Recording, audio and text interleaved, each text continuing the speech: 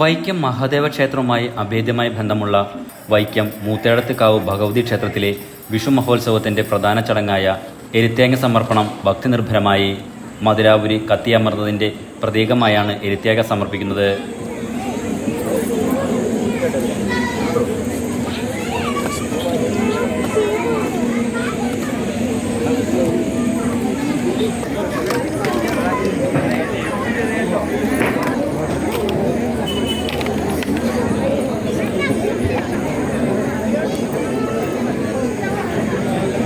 കണ്ണകി ദേവിയായും വൈക്കത്തപ്പൻ്റെ പുത്രീഭാവവുമാണ് മൂത്തേടത്തുകാവിലെ പ്രതിഷ്ഠയെന്നാണ് സങ്കല്പം.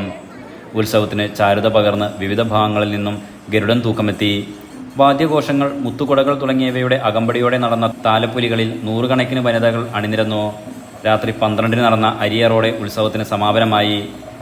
ക്ഷേത്രം ഊരായ്മ ഇണ്ടന്തുരുത്തിമന നീലകണ്ഠൻ നമ്പൂതിരി, ക്ഷേത്ര കാര്യദർശി V Hariharan Namboothiri, A V Vasudevan Namboothiri തുടങ്ങിയവർ ചടങ്ങുകൾക്ക് നേതൃത്വം നൽകി.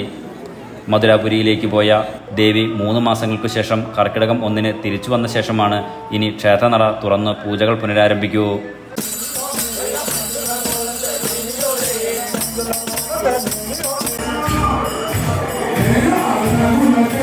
Enlight news, Vaikom.